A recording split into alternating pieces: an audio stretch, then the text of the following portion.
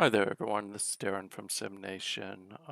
Just doing a quick recap video for WWPF. Do want to apologize to all you who follow me. For those of you not aware, I've had some pretty significant life issues recently, and it's one of the reasons why I haven't been streaming. I just haven't had enough time and just really haven't had the desire to. So it's starting to abate, it's getting better, and I find myself back in a position where I think I can start streaming again, but it's gonna probably only be once a week, and I do apologize. So I'm gonna figure out how to do this so I can cover all the different leagues we have at SimNation, as well as cover some different games and topics as well. But I do thank you for your patience. I know it's never fun to follow someone or invest the time in someone to watch their videos and then they completely disappear with no notice. I will say that what was going on needed my attention. So I will be back, probably be the week after next. My son's birthday is coming up, and I'm gonna kind of let that be the focus for the next week. And then after that, I'm gonna probably come back and stream maybe on Saturdays or Sundays. I'll still stream things like the draft, the finals of the different leagues, and so on. So a couple of things about WWPF. Of course, as you can tell, we're in the divisional round, which means we're in the playoffs. It's been an interesting season. There was a lot of movement in the off season with some coaches moving around. So let's just do a quick retrospective, and then I'll move into the playoffs. Or actually, we'll do the playoffs, and then I'll move into a retrospective. So if you click on Play Sim, one of the things about this game, and I think I covered this in a long video long time ago, is if you have it set up to hide the scores, you're not going to be able to advance until the next week until you show all scores. And of course, you have to do that under Play Sim. So you'd show, and then it would show you who the next round is. So this is a spoiler alert. I'm going to show some things. So if you're in the league and you want to watch the game, watch the game. Stop here. Don't go any further. If you're not, then I'll show you what's happened. So, real quick, in the wild card, well, let's go back a little bit since I started though. Um, so first of all, if we look at the NFC, Minnesota, Rick stepped down, who's a longtime coach of Minnesota. He was replaced by Starfinder. Starfinder guided them to an 11-5 record, which really is good for them. I think they ended up with the 3 seed, which of course meant they were in the wild card round. Chicago, based on 2 straight losses, just missed the playoffs. And Chicago, of course, is Coton. Detroit is Brian. Brian just, the wheels came off a little bit for Detroit this year, but he has the right underpinning. He'll be right back up there next season, I'm pretty sure of it. And then, of course, Green Bay is DWK, who, if I remember correctly, kind of started strong and then kind of tailored off. In the South, Carolina, who is a visible witness, Carolina has been in like maybe 5 of the last 6 championships, and he's won maybe 1 or 2 of them. Definitely a coach who has great pedigree. If I were to look at them, I'm pretty sure that this record's normal for him. Atlanta is Kevin, who used to be at Baltimore. He switched teams, came over to Atlanta in the offseason. And minus the 2 game losing streak at the end of the season, Atlanta had a really good season. They actually have probably one of the 2 people up for Player of the Year this year, which would be Garcia, who's a running back who rushed for like almost 2,200 yards. I think it was like 2175 or 2174. So really great job. It's also really good to see that Kyle had a really good season at Tampa Bay. And he Tampa Bay is starting to really take the next step. Just a really solid season from him. CPU, of course, is New Orleans. The Jets and Washington kind of went at it most of the season. New York Jets, of course, are Cable with Marcus Witten. The Washington Commanders are, of course, Udo. And I think this Udo had like a 5 game losing streak before he went on 2 game to end the season that really catapulted him into the playoffs.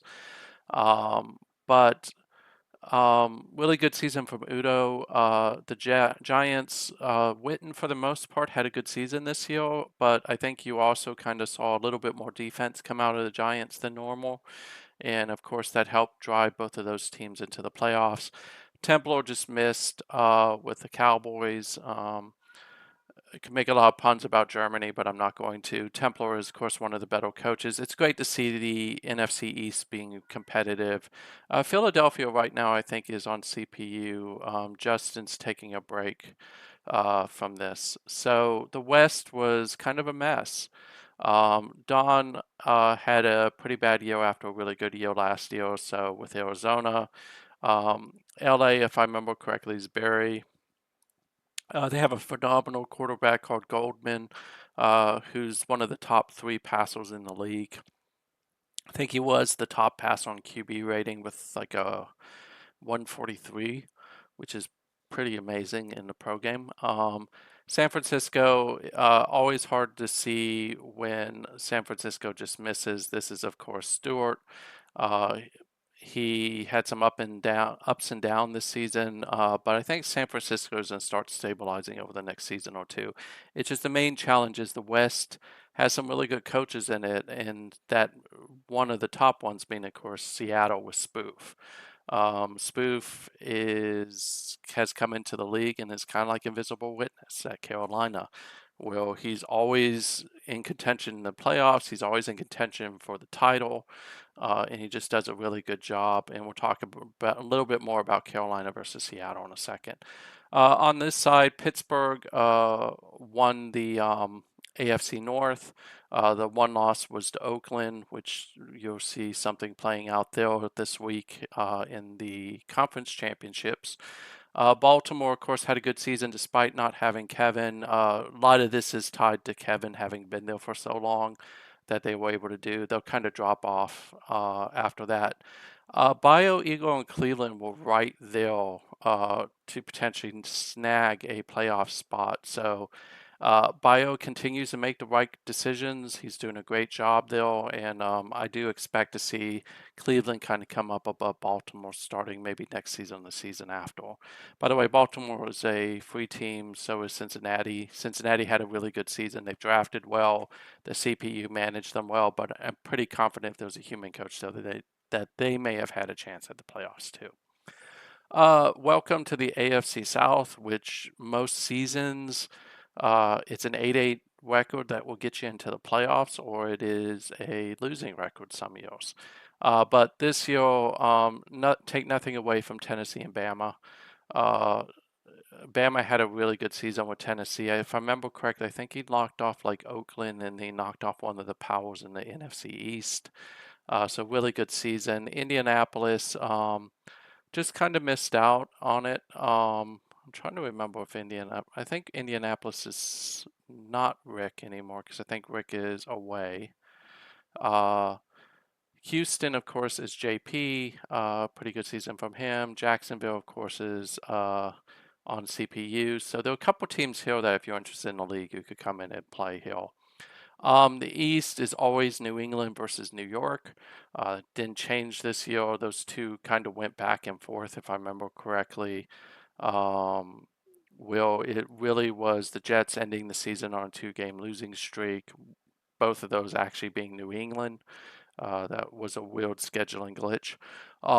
Will New England beat them at home, and then they edged them out on the road, which is why New England was able to get ahead of them in the record and snag that number 3 seed, leaving New York as one of the top wildcard teams. Miami and again, this is Shark and DP. Miami, of course, is Soa.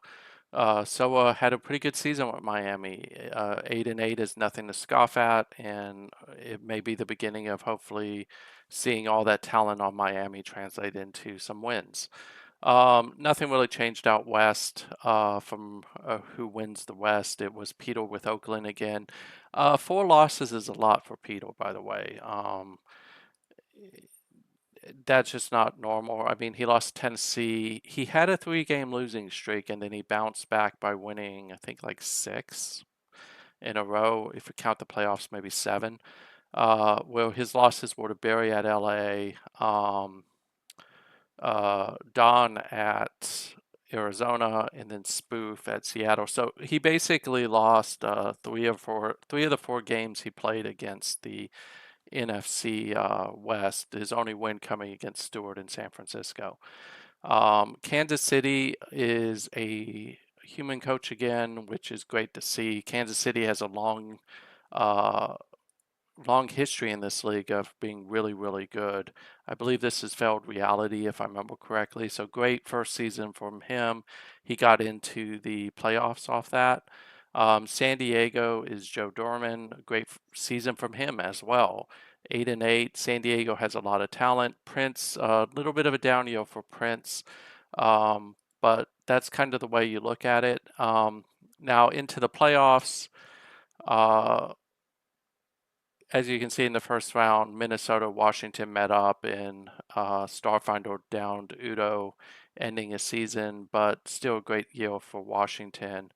Um, New York Cable just managed to pull it out against Atlanta. And if you look at this box score real quick, mostly because you see that Shaw had a good game, but Garcia really was quiet, which is not normal for him. But at the end of the day, Witten had a solid game. And then you had Gonzalez who had a solid game, but it was really this Blair interception that helped break the game open and allow for the Giants to down Kevin in Atlanta. Um, Kansas City versus New England. New England stacked, so 31-16. Kansas City did a great job. Good job for Felt Reality, though. Shark gets his much anticipated rematch with Peter. Those two have a little bit of a rivalry going on, although Peter might not call it a rivalry. But Shark is one of the few coaches that have actually beaten Peter. So great job there. And then the Jets managed to get past the Titans, who gave them a run for their money. If I remember correctly, the Jets came back in this one. Well, not really trailing. Yeah, they were trailing with 3 touchdowns and managed to uh, essentially kick away from Tennessee, who was looking to upset them. So great job by Denham. We'll talk about him in a little bit in a minute. And that gets, of course, into the division championships where you had New York versus Carolina, Seattle versus Minnesota, Pittsburgh versus New York, Oakland versus New England. I actually tried to do an earlier video, but it glitched out on me. I had predicted that Carolina would beat New York, Seattle would beat Minnesota. I actually said New York would beat Pittsburgh, and I said New England would beat Oakland. And I do know what the scores are, so I know I missed on 2 of those. Um, so if you look at it real quick, New York downed Carolina. That is like a seismic shock in the community. Not expected. If I'm Cable, I'm going out and I'm drinking. Witten had not a great game, but really it was the defense of New York. And this is the second straight game where the defense has actually come up with interceptions that for touchdowns that have kind of changed the game. So in this case, you can see that they had what, 2 of them, and then Witten didn't do anything to lose the game, and then they largely stopped the running game of Carolina. So this is like a cataclysmic shock. Actually, I think I got 3 wrong. Um, and watching Carolina drop out at the division. And then you have Seattle. This one, not a shock. There's a big talent differential between Seattle and Minnesota. Uh, I think this may be like the first year that Starfinder is. Actually, it's not. He was at Jacksonville as well. So he's been in there, but Seattle is a much better team than Minnesota at this point. Crutchell continues to be clutch, had a great game. And if you look at the box score, it's kind of what you expected. The Seattle defense had a pretty good game against Minnesota. They shut down the offense, and then of course the defense. Uh, Minnesota's defense wasn't able to shut down Seattle's offense. Um, New York, Pittsburgh, these are always close, painfully close in many ways. And in this one, there's no difference. The score doesn't really show that Pittsburgh at one point was safely in the lead at 45 and 28. And then in a span of essentially 3 minutes, uh, New York came storming back and almost won it. Thankfully, there wasn't probably enough time because had there been, I think that they would have won this. Denham, great game from Denham. Denham is really starting to look more and more like Spriggs. I doubt he'll be able to grab the record the same way Spriggs did because Denham's been in the league for a little bit. The second year quarterback, Kim Hawthorne for Pittsburgh, had a really good game as well. But Pittsburgh largely won this one on the ground, which is normal for them because they are one of the few teams that likes to run the ball in the league, although they can also throw it.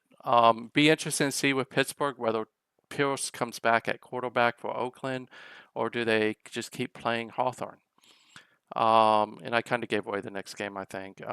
This one wasn't close, unfortunately. Hargrove, who I coached in SNCFL out of Texas Tech, he was the kid I recruited that made Texas Tech into a powerhouse still for 2 seasons. Had a really strong game. You can see that 385 yards, 5 touchdowns, 82%.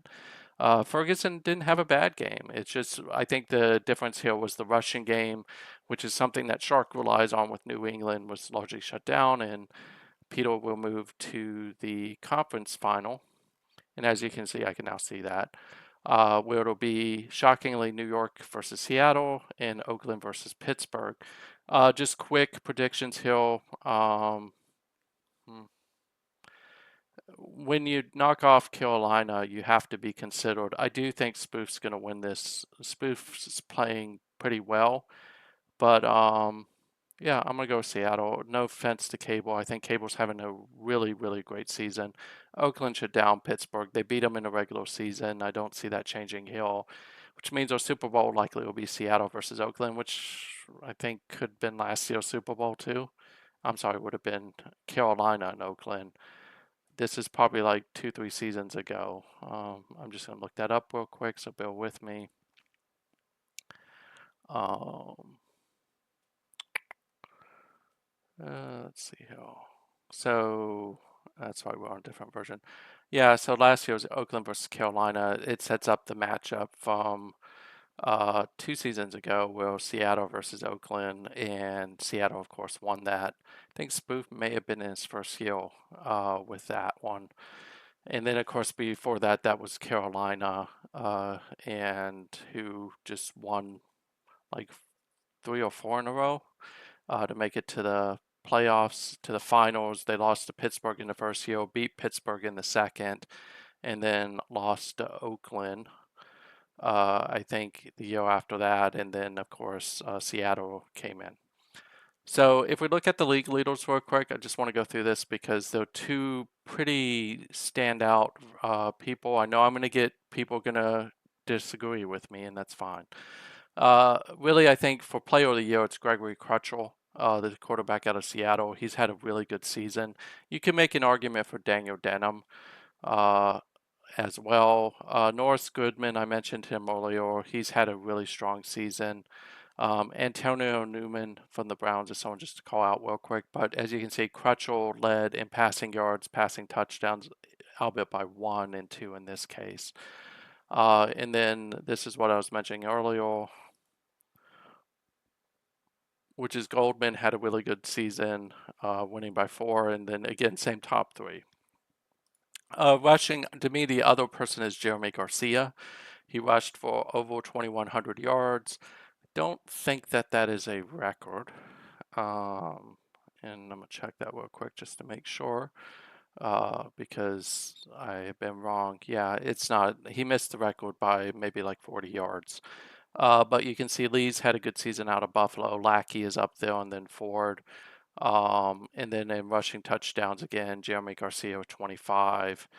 Just great season. I do think he should be considered. The other person who you can make a case for is Adrian Torres, who is, I think he's a second-year player now, if I remember correctly, who's a wide receiver from New York. 2,200 yards as a wide receiver is nothing to scoff at. Desimone is up there as well.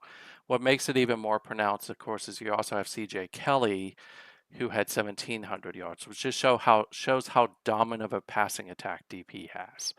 And then, of course, he had 22 touchdowns. So to me, your considerations really are going to be Crutchell, the quarterback from Seattle, Garcia, the running back from Atlanta, and then Torres, the wide receiver from New York. All of them have had great seasons, so good job there. Cunningham led the league in tackles out of New England. Sack-wise, our sack king was Gregory Resley. No shock, though. He's been having a pretty good career. Um, and then Harold Healy was up there as well. One of the things I do like about the new version of the game is you see a lot more linebackers up here. There's, of course, strong safety, but that's because Pittsburgh blitzes its safeties. Interception-wise, Harry Albrecht and David Backham and Robert McClendon all tied. Harry Albrecht is a guy I'm pretty high on, and people would be like, well, he's from Maryland. Well, I know how good of a player he is because he started at Maryland. Maryland, of course, is one of the premier teams in the SNCFL. Yes, the word is upside down, but that's kind of it for now. Sorry I went a little bit long, but the moral of the story is Shocker with New York over Carolina. They get to play Seattle, and then it's two people who know each other very well in the other division conference championship, which is Peter and myself playing against each other. Peter definitely has the series. He's won more of the series than I have by a substantial margin. So we'll see. I'm going to try some new things to try to shut him down. Generally, it doesn't work, and then he's going to try some things to shut down my offense, which generally does work. So that's it for now. Hope you liked the video. And again, I do want to apologize to everyone. I will be back with some frequency after this week. Thank you and have a great day.